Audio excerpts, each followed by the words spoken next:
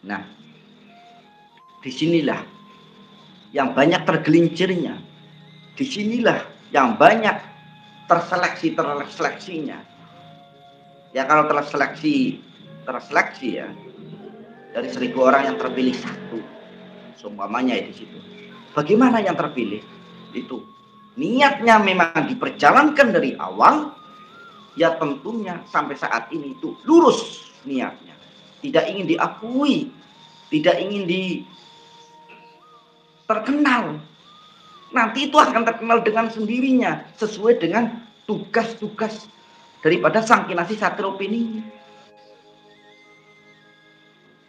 Semuanya yogi nih, yogi Ige mamanya.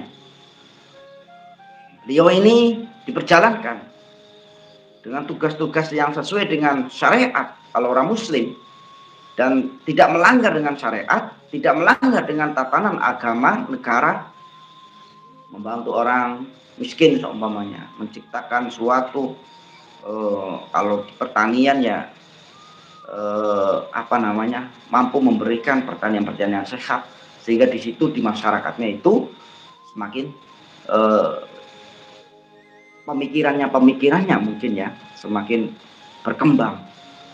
Nah, di situ nanti akan terkenal dengan sendirinya, sumpamanya, atau dalam pengobatan mampu menyembuhkan penyakit-penyakit yang sifatnya itu sangat sulit, kanker misalnya, tumor misalnya, itu mampu menemukan obatnya karena memang petunjuk daripada Allah Subhanahu wa taala. Tentu kalau sudah petunjuk daripada Allah, tentunya tidak ada yang mustahil dalam penyembuhan.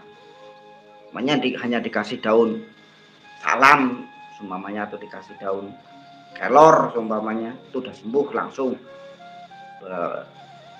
segala penyakit. Itu kontinu, bukan hanya sekali. Jadi untuk umum.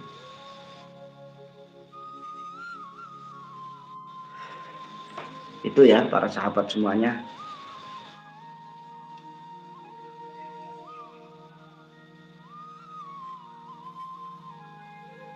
Ya sekarang bukan hanya Cino aja ya, untuk padepokan Konoha, bukan hanya Cina saja, banyak.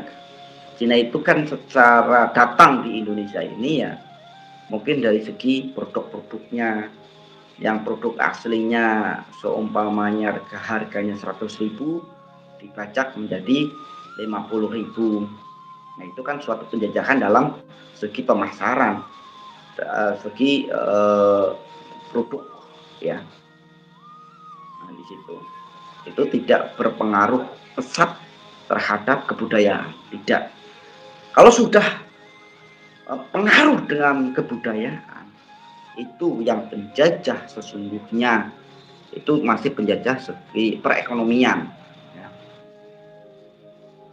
Itu jadi yang ngeri itu kebudayaan, adat istiadat yang tentunya membuat umat manusia itu saling menuduh kafir.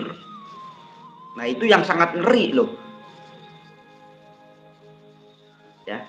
Semuanya saya dituduh kafir oleh seumpamanya oleh Kang Rois, saya menuduh Kang Rois kafir juga kan, akhirnya saling bunuh membunuh. Itu yang sangat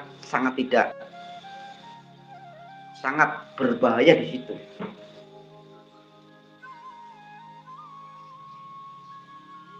Iya, itu Cina menjajah perekonomian. Tadi saya kan udah bilang. Bukan masalah mainnya, Kang. Kang Padepokan Konoha ya. Produk yang dibajak oleh ini kan masuknya tentang perekonomian. Ya, didengerin dulu ya. Itu pengaruhnya. Kalau kita itu kan tidak berpengaruh terhadap orang kecil. Memang maksudnya gini, orang kecil itu kan tidak punya produk ya. Orang kecil itu tidak punya produk atau tidak punya suatu produk ya, semuanya saya pembuat ini loh maksudnya. Kita tidak bisa membuat seumpamanya bahannya inilah korek lah. Korek itu kan ada mereknya nih. Nah, Cina ini membuat sama dengan yang asli semuanya harganya 10.000, yang dibajak itu menjadi 5.000. Nah, di situ yang rugi siapa? Mas orang miskin. Orang miskin diuntungkan dong seharusnya, karena seharusnya belinya 10.000 jadi 5.000. Yang dimiskinkan itu yang bikin produk utama yang asli gitu loh.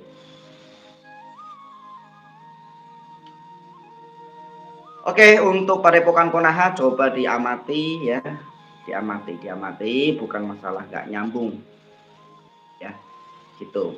Jadi harus secara pakar perekonomian maupun saat ini secara perekonomian Indonesia ini masih stabil ya, menurut, karena apa, di dalam nilai rupiah itu masih mampu bersaing ya, maksudnya tidak, nilainya tidak begitu kecil, itu masih sedikit lah ya,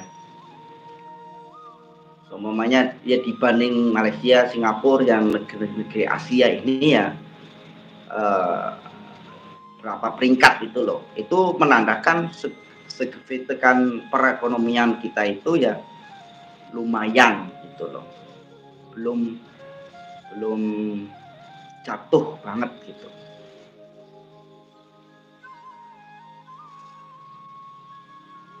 Jadi seperti itu ya untuk Konoha.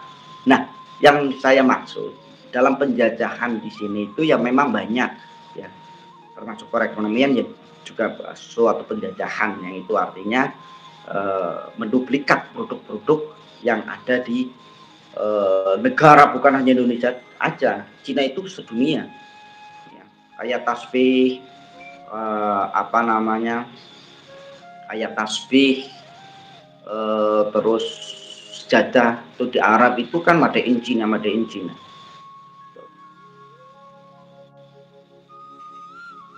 ya. Itu masalah masalah korupsi itu bukan penjajah namanya. Korupsi itu memang tidak semua pejabat itu korupsi, tidak ya.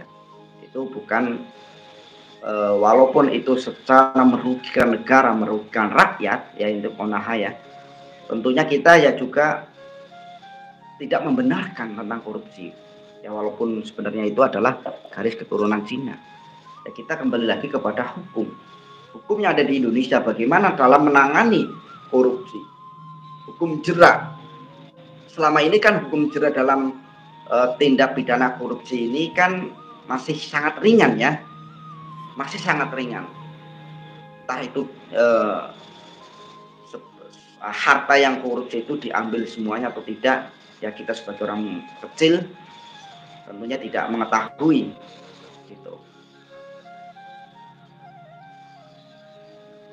Itu ya. Jadi mungkin dalam merubah hukum jera atau hukum pidana dalam korupsi lebih kuat lagi ya, seperti kita semuanya mengadopsi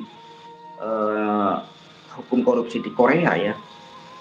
Pokoknya korupsi mati itu ya, mungkin pada takut. Mungkin ya itu urusan negara lah. Kalau urusan rakyat ya yang mudah diadu domba, yang mudah dibengkokkan gitu. Nah, jadi Sangkinasi Satrio Piningit ini kalau dalam Wangsit Siliwangi ya, dalam Wangsit Siliwangi juga antara Prabu Joyoboyo, Wangsit Siliwangi, dan pernah ditulis juga di dalam naskah Sunan Giri itu sudah di ini apa namanya, dituliskan tentang kemunculan daripada Sangkinasi Satrio Piningit.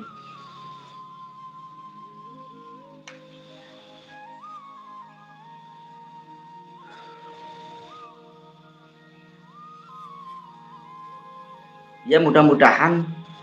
Nah disinilah ini adalah suatu kenapa banyak korupsi itu adalah sunatullah juga ya. Karena apa? Karena di dalam naskah daripada Prabu Joyoboyo dikatakan, nanti kalau sudah ketemu di mana para pejabat sudah tidak amanah lagi, sudah tidak lama lagi kemunculan daripada Sang Kinasih Satrio Piningit. Itu adalah sunatullah juga sebenarnya. Oke. Alhamdulillah itu Kang Lukman MYR. Terima kasih. Subhanallah ya. Alhamdulillah. Ini dapat saweran lagi dari Kang Lukman. Lukman, mudah-mudahan tambah lancar rezekinya, sehat selalu ya. Mudah-mudahan Allah Subhanahu wa taala yang membalas kebaikan sampean. Terima kasih. Apa Gus? SP, saya mau nanya SP ya. Nah, SP ini sebenarnya tugas-tugas SP itu untuk secara globalnya itu akan seperti apa untuk kenegaraannya, itu aja. Dan bagaimana untuk memposisikan Satrio Piningit ini mampu memerintah di Nusantara ini. Coba seperti apa ya? Oke, lagu Genjer-Genjer maksudmu. Ya, iya, iya bisa ya. SP itu Dajjal, Imam Mahdi, Muhkosim. SP itu Dajjal, ini dari BPJS. Tidak seperti itu ya konsepnya ya. Kang Royce cuma butuh duduk bareng ngopi. Gini, kita seharusnya bangga lah. Kita harus membanggakan pribumi ini, Nusantara ini, yang sudah jelas-jelas Prabu Joyoboyo mengatakan bahwasannya Sang Kinasih Satrio Piningit ini keturunan daripada Prabu Siliwangi dan Majapahit atau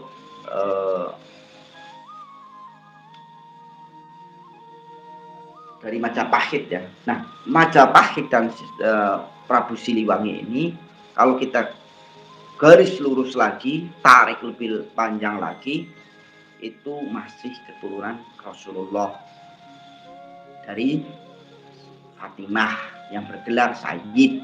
Itu juga seperti itu secara nasabnya. Itu kalau nggak salah ya, kalau salah ya diluruskan, monggo.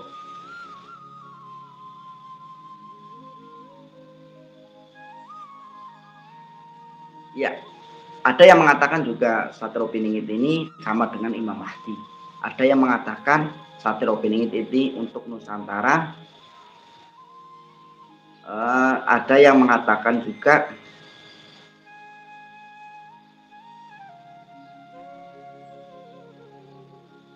nah ini dari Adi Wisnu aspek kalau menurut Jongko Joyoboyo akan membantu orang Jawa untuk tahu mana yang benar dan mana yang salah itu.